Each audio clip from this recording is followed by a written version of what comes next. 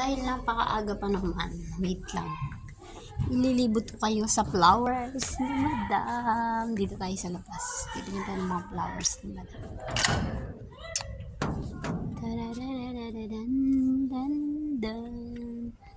Ah, diba? Ang ganda ng mga bulaklak ni Madam. Yeah. Diba? Ang ganda ng mga bulaklak ni Madam. Ayun yun, oh.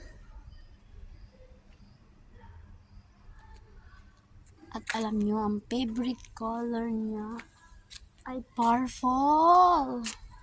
Purple. Ayan na, violet. Diba? Ako naman ang favorite ko ay pink. Ayun na, may pink. Ayun. Ayan. Diba? Ang daming flowers ni Madam. Ayan.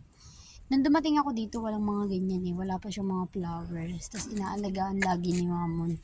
Tapos alam niyo to. Ito, amoy sampagita yan. Ayan. Ako pa kayo sa isang mga gardens nila. Ah, you come out? Yeah, What? nothing. No, don't do like that. Why? No! Wow, it's flowers. Don't cut! It's Hatem. This was in my ear. Kaka. Here. Ayan. Ganda ng mga flowers ni Madam. Ayan. Eto pa. Wow! Ayan na. Natour ko na kayo sa natour ko na kayo sa bahay ni Madam. Ito ang pinaka-favorite ko na nagtatanim yung papa ko dati. Ayan.